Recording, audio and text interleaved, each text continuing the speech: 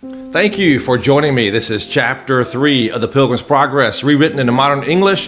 The title of this, I'm titling this chapter, The Road to Salvation and the Cost of True Discipleship. And the title of this section for today is titled, The Burden Lifted at the Cross. So let's go today with Christian as he journeys to the cross.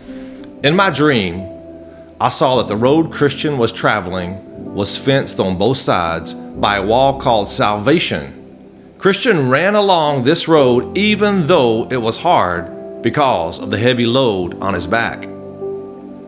He kept running until he came to a place where the road went uphill. On that hill stood a cross, and below it there was a tomb. In my dream, I saw that as soon as Christian came close to the cross, the burden on his shoulders loosened, fell off his back, and rolled down until it dropped into the tomb. I never saw it again. Christian was overjoyed and said with a happy heart, "He has given me rest through his suffering and life through his death." He stood still for a moment, just looking at the cross and wondering. It amazed him that the sight of the cross had made his burden disappear. He looked at it again and again until the tears flowed down his cheeks. While he was standing there, 3 bright beings came to him and greeted him, saying, "Peace be with you." The first one said, "Your sins are forgiven." The second one took off his rags and gave him new clothes. The third one put a mark on his forehead and handed him a sealed scroll. He told Christian to look at it while he traveled and to hand it to the one at the gate of heaven. Then they left. Christian was so joyful that he leaped 3 times and continued on his way singing, "I came thus far, burdened with sin. Nothing could ease the sorrow within until I came here. What a place of bliss. Is this where my joy must begin? Will my burden fall here at last? Will the chains that held it be broken fast? Blessed cross, blessed tomb, but more blessed is he, the man who has shamed here for me." Now, the next section is encounter with simple, sloth, and presumption. In my dream, I saw Christian continuing on his way until he reached a low place. A little off the path, he saw 3 men fast asleep with chains around their feet. Their names were Simple, Sloth, and Presumption. Christian went over to them, hoping he could wake them. He called out, "You're like those who sleep on a ship's mast, with a dead sea below, a deep, bottomless pit. Wake up and come with me. I will help you get rid of your chains." He also warned them, "If the one who prowls like a roaring lion comes by, you will surely be his prey." At this, they looked at him and began to reply. Simple said, "I don't see any danger." Sloth said, "Just a little more sleep." Then Presumption added, "Everyone must take care of themselves." Then they lay back down and went back to sleep. And Christian went on his way. He was troubled. He was troubled at the thought that these men were in such danger and didn't appreciate his efforts to help them. The shortcut takers, formalist, and hypocrisy. As he continued thinking about this, he noticed 2 men climbing over the wall on the left side of the narrow path. They hurried to catch up with him. One was named Formalist and the other Hypocrisy. When they came close, Christian spoke to them. "Where did you come from, and where are you going?" he asked. "We were born in the land of vainglory, and are on our way to Mount Zion to earn praise," they replied. "Why didn't you enter through the gate at the beginning of the path?" Christian asked. "Don't you know that it says, 'Whoever does not enter by the gate but climbs in another way is a thief and a robber?'" They answered that going to the gate was considered too far around by everyone in their country, so they also always took a shortcut by climbing over the wall. Christian warned, "Won't this be considered trespassing against the Lord of the city we're headed to, since you're violating his revealed will?" They dismissed his concern, saying that they had been doing this over and over for thousands of years and had plenty of proof to back up their actions. But Christian asked, "Will you stand trial if needed?" They responded, "Since this has been a long-standing custom for more than 1,000 years, it will surely be accepted as legal by an impartial judge. Besides, if we're on the path, what difference does it make how we got here? You came in through the gate and we climbed over the wall, but now we're both here. How is your situation any better than ours?" Christian replied, "Well, I followed the rules of my master. You follow your own ways, which makes you thieves in the eyes of the Lord of this path. I doubt you'll be considered true travelers at the end. You came in without his direction, and you will leave without his mercy." They didn't have much to say to that, and just told him to take care of himself. I saw that they all continued, each going his own way without much conversation. Though formalists and hypocrisy told Christian they were sure they could follow the rules and laws just as well as he could, they said, "We don't see how you're any different from us, except for the coat on your back. It looks like someone gave it to you to hide your shame." Christian replied, "You won't be saved by following rules, since you didn't come in through the door. As for this coat, it was given to me by the Lord of this place to cover my shame. I take it as a sign of his kindness, because before this, I had nothing but rags. When I reach the city gate, I'm sure the Lord will recognize me because I'm wearing the coat that he gave me. I also have a mark on my forehead, which one of the Lord's close companions placed there when my burden fell off my shoulders. And I was given a sealed scroll to comfort me as I continue. I am also to give it to the heavenly gate as proof of my right to enter. All of these things, I'm afraid, you don't have because you didn't come in through the gate." As they gave him no answer to these things, they just looked at each other and laughed. Then I saw them move on, except for Christian, who walked ahead. He mostly talked to himself, sometimes with a sigh, other times with comfort. He also often read from the scroll given to him by the one in the shining, which refreshed him.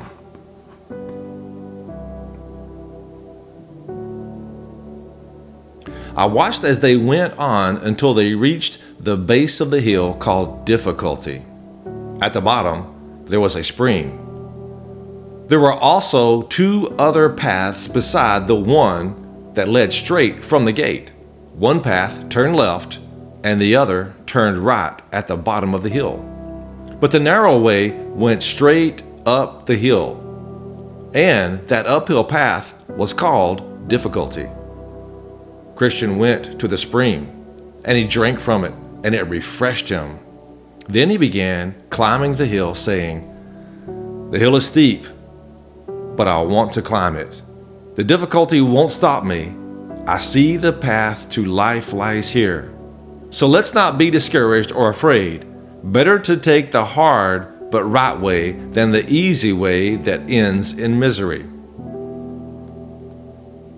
The other 2 travelers also came to the bottom of the hill. When they saw how steep and how high it was and noticed that there were 2 other paths, They thought those paths might meet up with Christians on the other side of the hill. So they decided to take the easier routes. One path was called danger, and the other destruction. One traveler took the path called danger, which led into a thick forest. The other took the path called destruction, which led into a wide open field with dark mountains, where he stumbled and fell, never to rise again. I looked back at Christian, who was climbing the hill. I noticed he slowed from running to a walk, and from walking to a crawl on his hands and knees because of how steep it was. About halfway up the hill, there was a pleasant resting place made by the Lord of the hill for weary travelers. Christian reached it, sat down to rest, and pulled out his scroll from his chest pocket to read for comfort. He also began to admire the coat he was given when he stood at the cross. Pleased with himself, he eventually drifted into a somber and then into a deep sleep, which kept him there until almost nightfall. While he slept, his scroll slipped from his hand. While Christian slept, someone approached him and woke him, saying, "Go to that ant, you sluggard. Consider his ways and be wise." Startled, Christian jumped up, hurried on his way, and moved quickly until he reached the top of the hill. When he reached the top, two men came running towards him. Their names were Timorous and Mistrust. Christian asked them, "What's the matter? You're running the wrong way." Timorous replied that they were headed to the city of Zion, but the farther they went, the more dangers they faced. So they had decided to turn around and go back. "Yes," said Mistrust, "just ahead of us are a couple of lions. We don't know if they're sleeping or awake, but we know if we got too close, they would tear us apart." Christian said, "You're making me afraid. But where can I go to be safe? If I go back to my own country, it is destined for fire and brimstone, and I will surely die there. If I can make it to the celestial city, I'll be safe. I must take the risk. To go back is certain death. To go forward means the fear of death, but also everlasting life. I will move forward."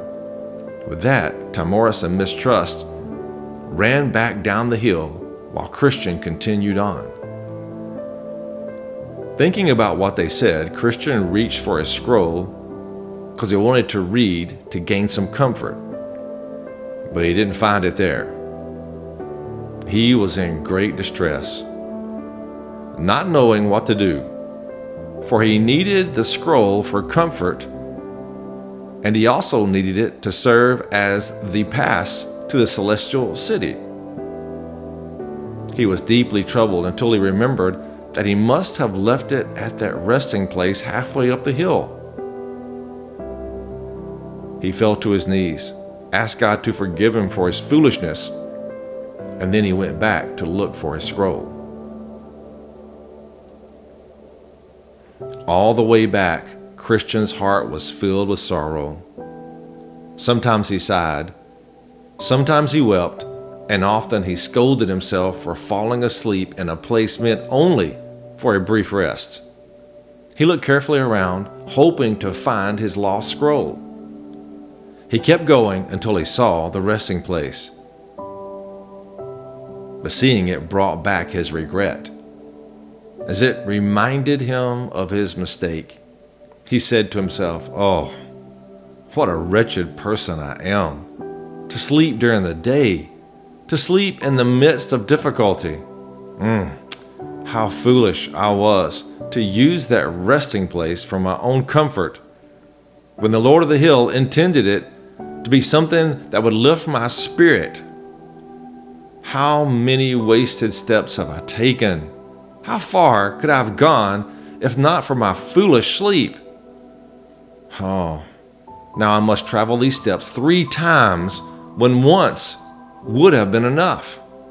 I may even be stuck traveling in the dark, for the day has almost come to an end. Ah, why did I sleep?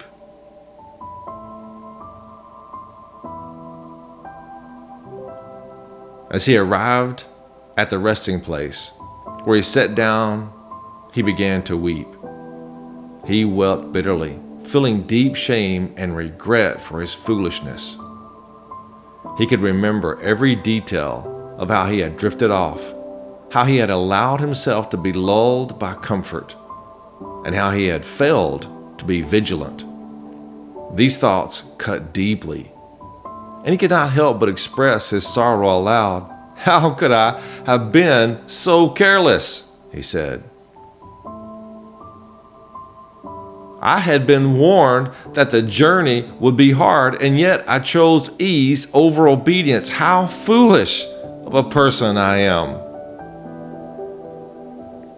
But finally, as by the providence, he looked down and he saw his scroll under the bench. Trembling, he quickly picked it up and put it in his chest pocket. Who could describe his joy at finding his scroll again? It was the assurance of his life and his acceptance at the journey's end. He put it safely in his pocket, thanked God for guiding his eyes to it, and with joy and with tears, he resumed his journey. He climbed the rest of the hill quickly, though his body was weary, as he was now determined to make up for lost time. He muttered to himself, "No more distractions, no more foolishness." He moved with determination, each step deliberate and purposeful. But before he reached the top, the sun set, and this again reminded him of the consequences of his sleep. He said to himself, "Oh, that sinful sleep. Now I must travel in the dark. I must walk without the sun."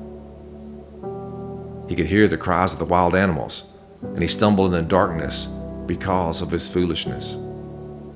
He also remembered what Timoris and Mistrust had told him about the lions and thought, "Oh, those beasts, they hunt for prey at night. If I meet them in the dark, how will I escape?" His heart pounded, fear mixed with regret. Every rustling of the leaves, every distant howl seemed to echo his worries. As he lamented his mistake, he looked up and he saw a beautiful place called Beautiful, standing by the roadside. Its windows glowed warmly, and he could see the faint outlines of people moving about within. Hope flickered in his heart as he hurried towards it, thinking perhaps he might find some safety and comfort there. As Christian approached the palace, he could make out more details. It stood tall, with high walls, adorned with carvings and beautiful decorations. The gate was wide open, and above it, inscribed in gold, were words he couldn't fully make out from afar. He moved closer, his heart filled with anticipation and a little bit of nervousness as well. Would he be allowed to enter? Would this place provide rest for a weary traveler like him? Or would he be turned away? He slowly approached the gatekeeper, who stood watch at the entrance. The gatekeeper saw Christian, and he noticed his tired expression and the look of worry on his face. "Who are you, and what's your purpose here?" the gatekeeper asked. His voice was kind, but it was firm. "I am Christian," he replied, his voice barely above a whisper. "I come seeking refuge and a place of rest. I have been on a long and difficult journey, and I have faced many trials. I was warned of dangers ahead, and I need shelter to continue my journey." The gatekeeper looked him over, noticed the scroll tucked into his chest pocket, and nodded. "You are welcome here," he said. "The Lord of this place has provided rest for travelers like you, those who are determined to press on despite difficulty. Enter, and you will find safety here." With those words, the gatekeeper opened the gate wide, and Christian stepped inside. Inside the palace, Christian found a courtyard full of flowers and fountains and a sense of peace that just settled over him. He could hear music from within the palace halls, and laughter echoed in the distance.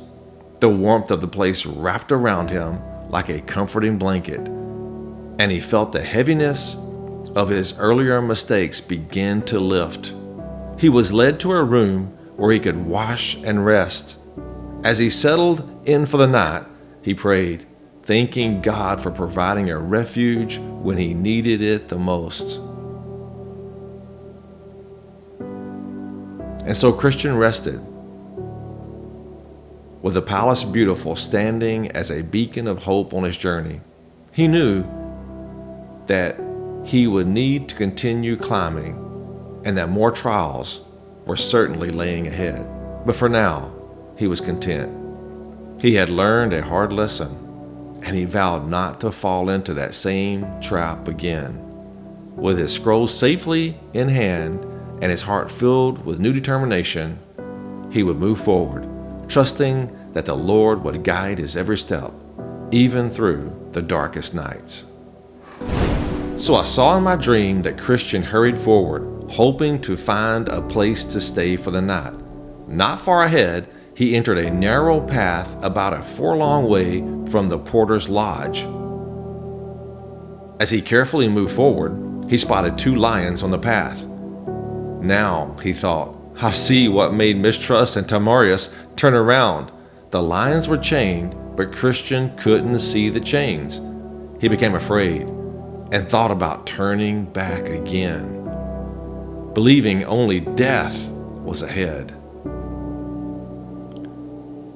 But the porter at the lodge, whose name was Watchful, noticed that Christian had stopped, as if he was about to turn around. He called out to him, saying, "Is your strength so small? Don't be afraid of the lions. They're chained, and they're only here to test people's faith, to see who has faith and who doesn't. Stay in the middle of the path, and no harm will come to you."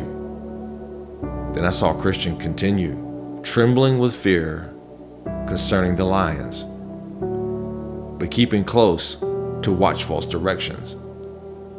He heard the lions roar, but they didn't hurt him. He clapped his hands in relief and walked until he stood before the gate where the porter was. Christian asked the porter, "Sir, what is this place? Can I stay here tonight?" The porter replied, "This house was built by the Lord of this hill to provide comfort and safety for travelers." The porter also asked where Christian was from and where he was headed. Christian answered, "I'm from the city of destruction and on my way to Mount Zion. Since the sun has already set, I would like to stay here tonight if that's okay." Porter asked, "What's your name?" Christian. "My name is now Christian, but it used to be Graceless. I come from the line of Japheth, whom God persuaded to dwell in the tents of Shem. How come you arrived so late and the sun has already set?" "Well, I would have been here sooner, but sadly, I fell asleep on the hillside. And even after that, I could have arrived even earlier, but I lost my certificate while I was asleep. When I reached the top of the hill and I realized it was missing, I had to go back and find the place where I'd fallen asleep, and that took more time. Hey, but now I'm finally here." "All right, I'll call on the young woman here. If she likes what you have to say, she'll bring you in according to the rules of this house." Watchful and porter rang a bell, and out of the door came a serious but lovely young woman named Discretion. She asked why she was called, and porter said, "This man on a journey from the city of destruction to Mount Zion, but he is tired and he's caught in the darkness. He's asked if he could stay the night. So I called you to talk with him to see if he can stay." She asked his name. He answered, "It is Christian. And I especially want to stay here tonight because, from what I understand, this place was built by the Lord of the Hill to help protect pilgrims like myself." She smiled, tears forming in her eyes, and after a moment she said, "I will call for 2 or 3 more from the family here." She ran to the door and called for Prudence, Piety, and Charity. They came, spoke with Christian a bit more, and then led him into the house. Many people welcomed him at the threshold, saying, "Come in, blessed of the Lord. This house was built by the Lord of the Hill specifically for travelers like you." Christian bowed his head and he followed them inside. Once inside and seated, they offered him something to drink, and they decided that while they waited for supper, some of them would have a conversation with Christian to make good use of the time. They chose Piety, Prudence, and Charity to speak with him. This is how it began. Piety: "Come, good Christian. Since we've been kind enough to take you in for the night, let's talk with you about your journey. Maybe we can learn something useful." Christian: "I'll be happy to, and I'm glad that you're interested." Piety: "What made you decide to become a pilgrim?" Christian: "Well, I left my hometown because I kept hearing of a terrible warning that I was doomed for destruction if I stayed." Piety: "How did you end up choosing this particular way out?" Christian: "It was all God's doing. When I feared the coming destruction, I didn't know where to go. But then a man named Evangelist found me while I was trembling and crying. He guided me to the small gate, which I never would have found on my own, and set me on a path that led directly to here." Piety: "Did you pass by the house of the interpreter?" Christian: "Yes, and I saw things there that I'll never forget, especially 3 of them. How Christ keeps his work of grace alive in spite of Satan, how a man sinned so badly that he lost all hope of God's mercy, and the dream of someone who thought Judgment Day had come." Piety: "Did you hear the man tell his dream?" Christian: "Yes. It was terrifying. It made my heart ache to hear it, but I'm so glad I did." Piety: "Was that all you saw at Interpreter's house?" Christian: "No. He took me to see a beautiful palace where people were dressed in gold. I saw a brave man fight his way through armed guards to enter and win eternal glory. That scene moved me deeply. I would have stayed at Interpreter's house for a year, but I knew I had to get back on the path." Then Piety said to Christian, "And what else did you see along the way?" Christian: "Well, I went just a little farther and I saw someone hanging on a tree, bleeding. The sight of him made the burden fall off my back. I'd been groaning under such a heavy load, but when I saw him, it just dropped off. It was strange to me because I'd never seen anything like it before. As I stood looking up, unable to look away, 3 shining figures came to me. One said my sins were forgiven, another took away my rags and gave me these fancy clothes, and the third one put a mark on my forehead and handed me this sealed scroll, which he put up into my chest." Piety: "Did you see more?" Christian: "Well, those were the best things I saw, but I did see more. For example, I saw 3 men, Simple, Sloth, and Presumption, sleeping off to the side of the path with chains on their heels. I tried to wake them, but they wouldn't respond. I also saw 2 people, Formality and Hypocrisy, climbing over the wall, pretending to be on their way to Zion, but they quickly got lost. I tried to warn them, but they didn't believe me. The hardest part of my journey was climbing this hill and getting past the lions. Honestly, if it hadn't been for the good porter at the gate, I might have turned back. But thank God I'm here now. and I thank you for letting me stay." After this, Prudence decided to ask Christian a few questions. "Do you ever think about the place you came from?" Christian: "Yes, but with a lot of shame and disgust. If I kept thinking about it, I might have been tempted to return. But now, I want a better place, a heavenly place." Prudence: "Do you still carry any of those old habits from that place?" Christian: "Yes, but I hate them, especially my old sinful thoughts. My old friends and I love those things, but now they grieve me. If I could choose, I'd never think about them again. But whenever I try to do what's best, the worst part of me keeps showing up." Prudence: "Do you sometimes feel like those bad habits can even be defeated?" "Yes, but it's rare. When it happens, it feels like a golden moment." Prudence: "How do you find victory over these struggles?" Christian: "When I think about what I saw at the cross, that helps. Looking at my fancy coat, that helps also. When I read the scroll that I carry along with me and remember where I'm headed, that also is a huge help." Prudence: "Why are you so eager to get to Mount Zion?" Christian: "Well, there, I hope to see the one who hung on that cross alive again. I also want to be free of everything that bothers me. They say there's no death there.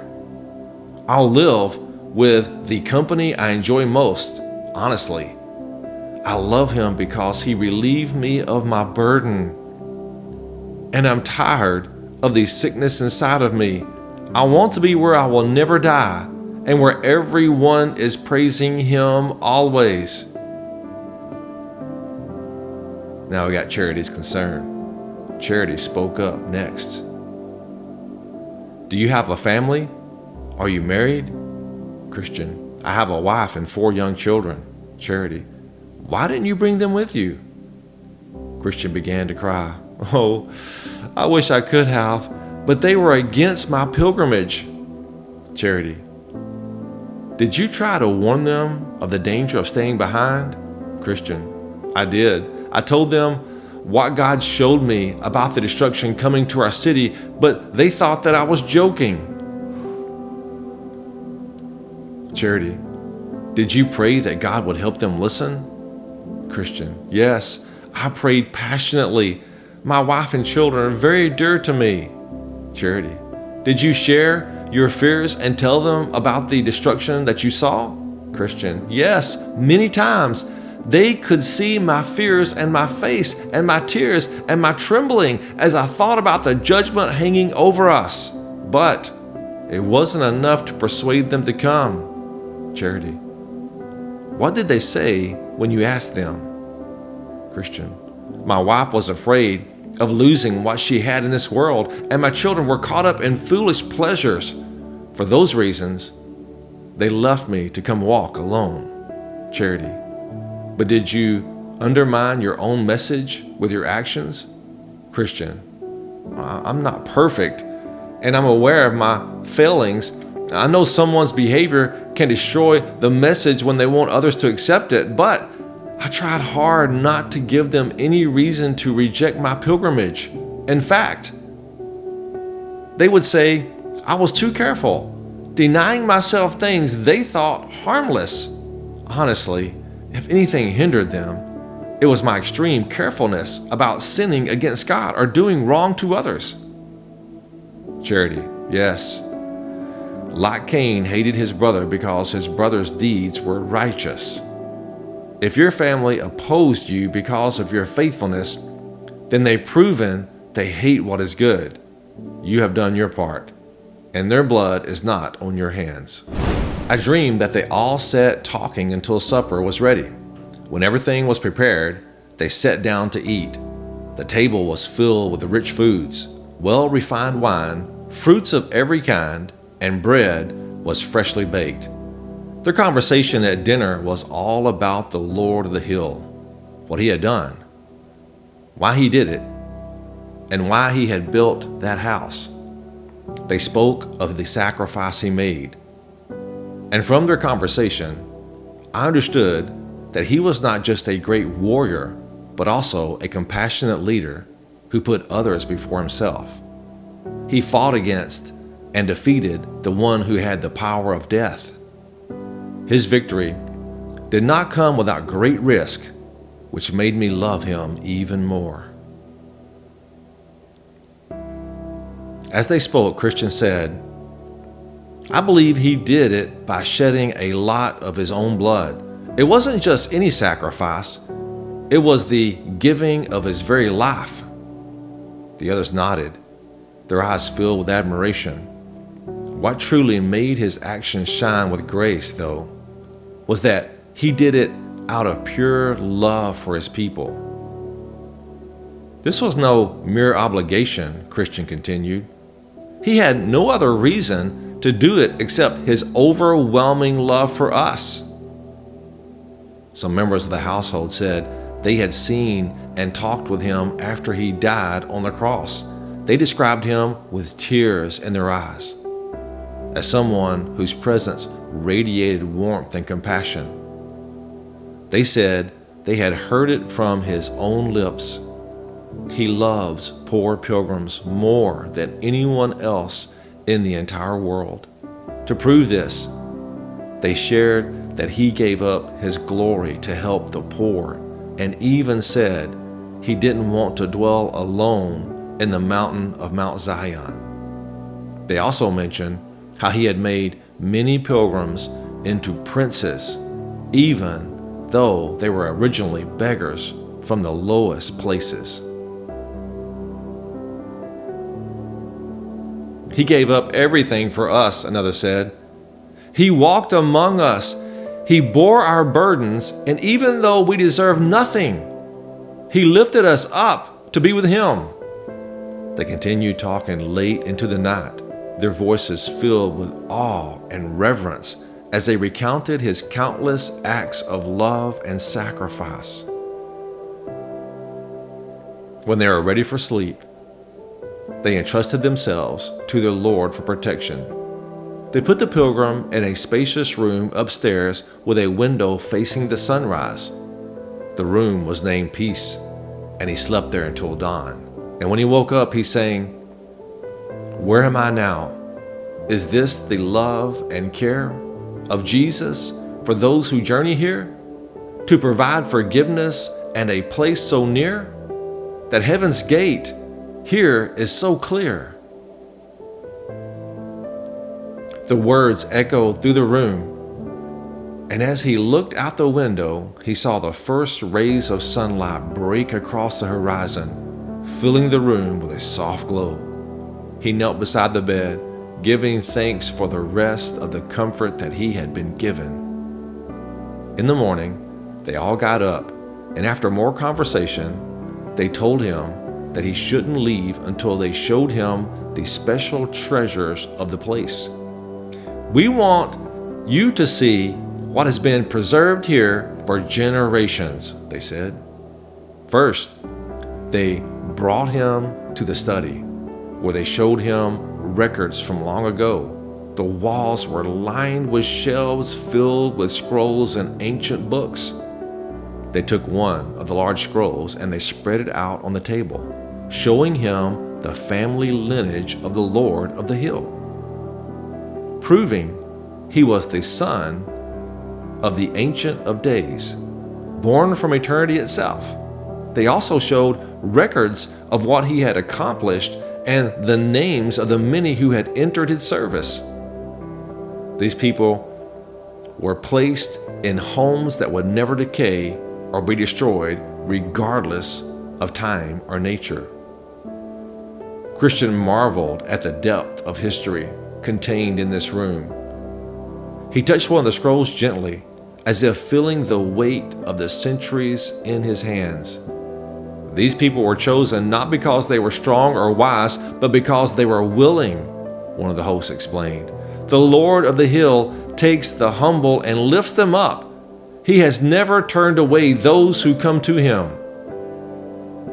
Then they read about some of the great deeds done by his servants, how they conquered kingdoms, lived righteously, received promises, shut the mouths of lions, quenched fire, escaped the sword, found strength in weakness, grew brave in battle, and sent armies fleeing.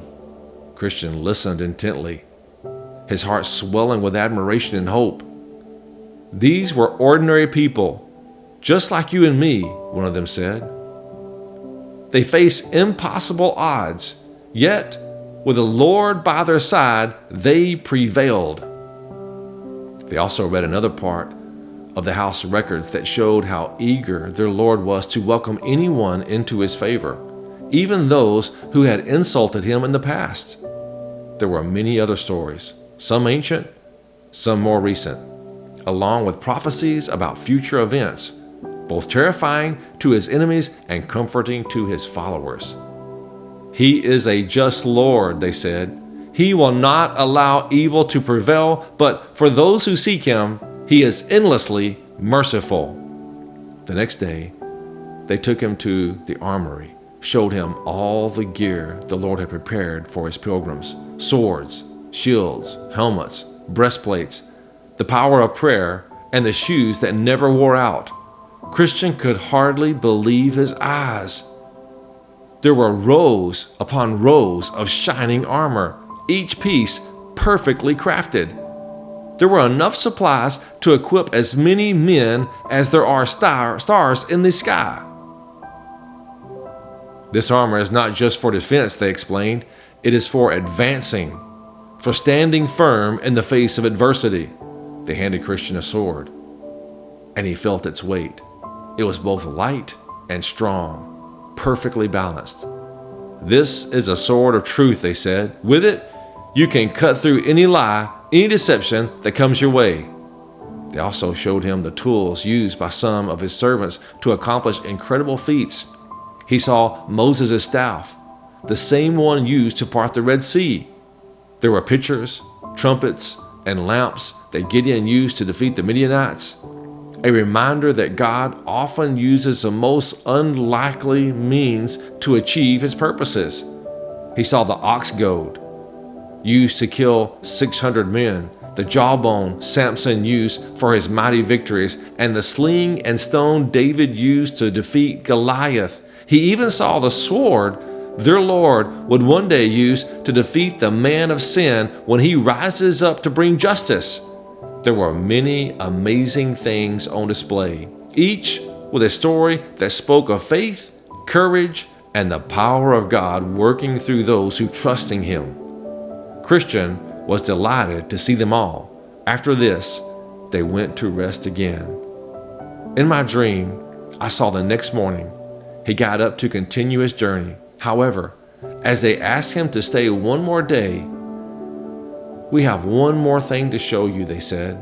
"If tomorrow is clear, we'll show you the Delectable Mountains."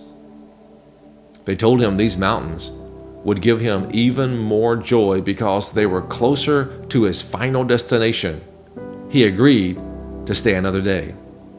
When the morning came, they took him to the top of the house and told him to look to the south. He did. And in the distance, he saw a beautiful country with mountains covered in woods, vineyards, fruits, flowers, and springs. The sight took his breath away. It was a delightful sight.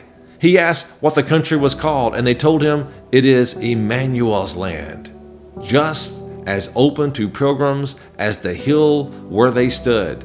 They said, "When you reach it, you can see the gates of the celestial city. As a shepherd there, he will show you."